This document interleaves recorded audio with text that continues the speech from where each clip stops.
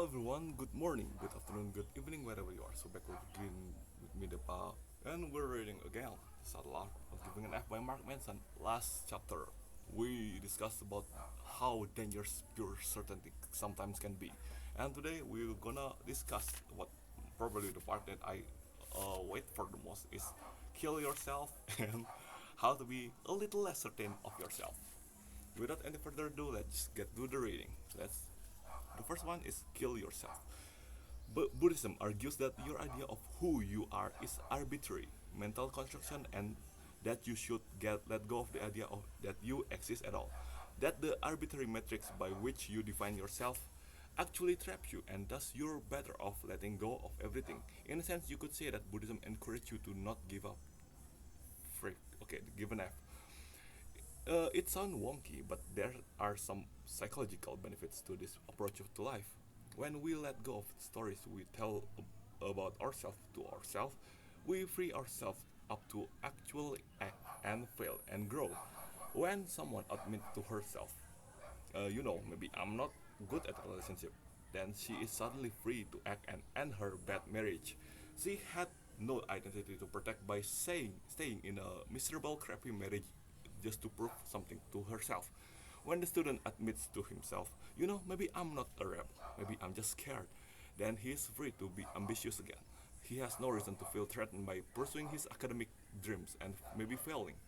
When the insurance adjuster admits himself, you know, maybe there's nothing unique or special about my dreams or my job, then he's free to give that screenplay an honest go and see what happens. I have both some good and bad news for you.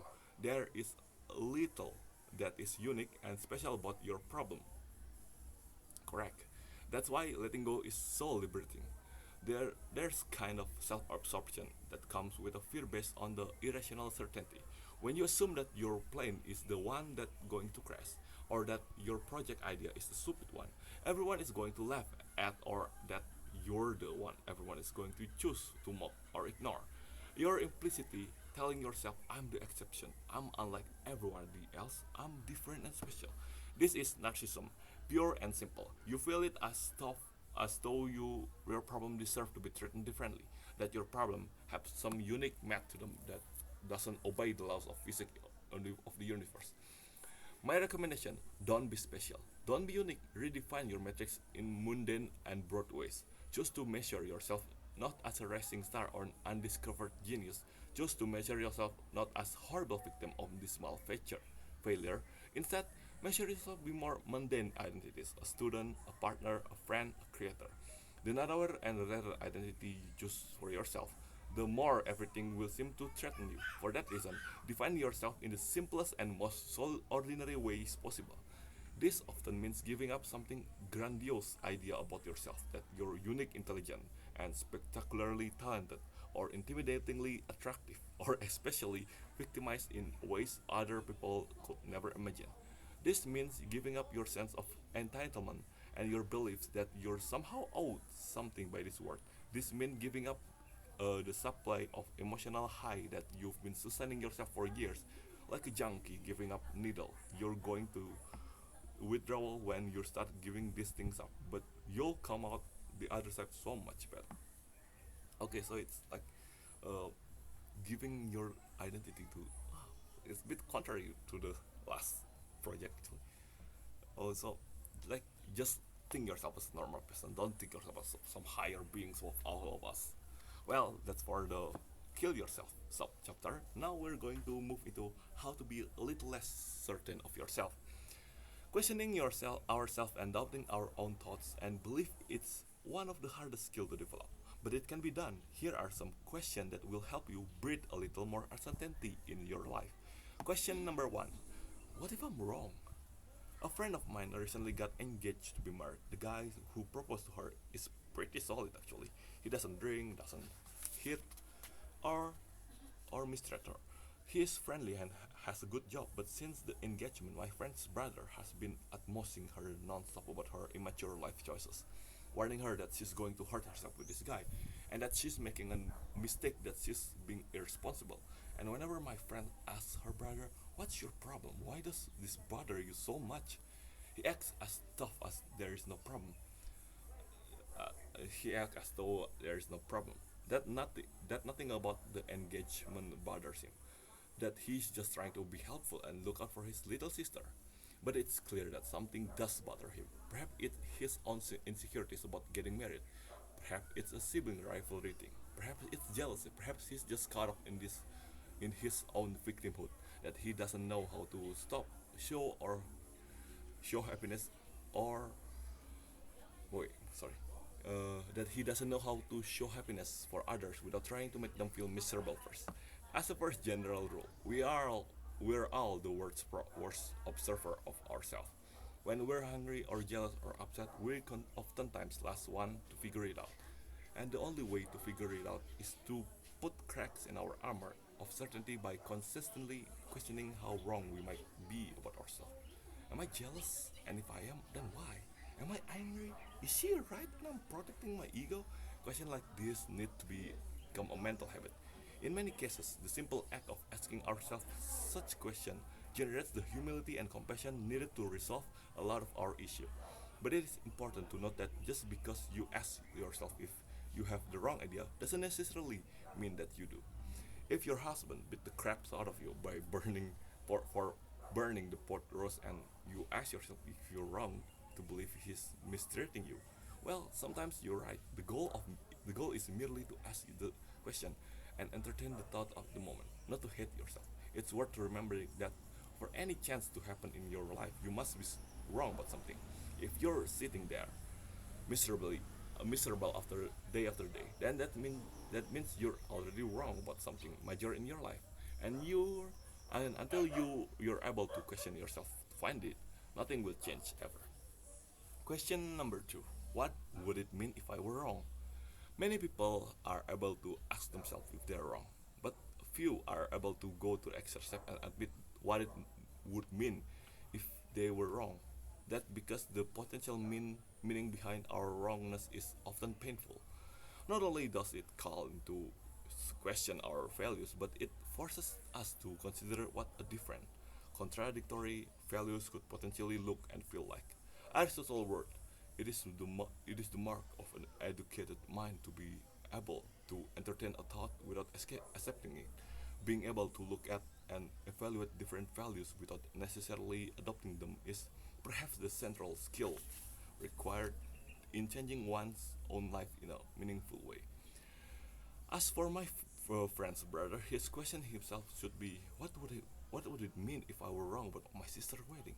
Often the answer to such question is pretty straightforward, and some of I'm being selfish, insecure, narcissistic I hold if he is wrong and his sister's engagement is fine and healthy and happy, there's really no way to explain his own behavior other than through his own insecurities and effed up values. He assumed that he knows what's best for his sister and that she can make the major life decision for herself.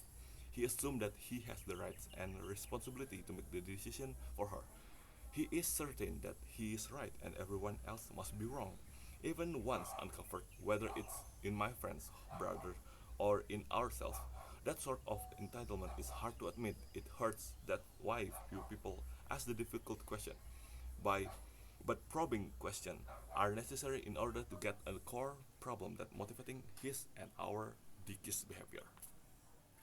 Question three, the last question: why would being wrong create a better or worse problem than my current problem for both myself and other? Would being wrong create a better or worse problem than my current? This is the litmus test of the sa. I okay. This is the limit limit litmus. This is the litmus test for determining whether we've got some pretty solid values going on or we're really neurotic fuckwards taking our F out on everyone, including ourselves. The goal here is to look at which problem is better because after all, as the simple I can't believe you brought it up again. Because after all, as the disappointed does say, life problems are endless. My friend brother, what are his options? Number A, continue causing drama and friction within the family, complicating what should otherwise be a happy moment and damage the trust and respect he has with his sister. all because he has a hunch. Some might call it an intuition that this guy is bad for her. B. Mistrusts his own ability to determine what's right or wrong for his sister's life and remain humble. Trust her ability to make her own decision, and even if he doesn't, live with the result of out of his love and respect for her.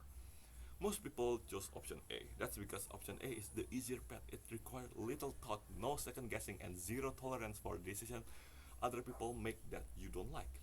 It also creates most misery for everyone involved. Yes, it is.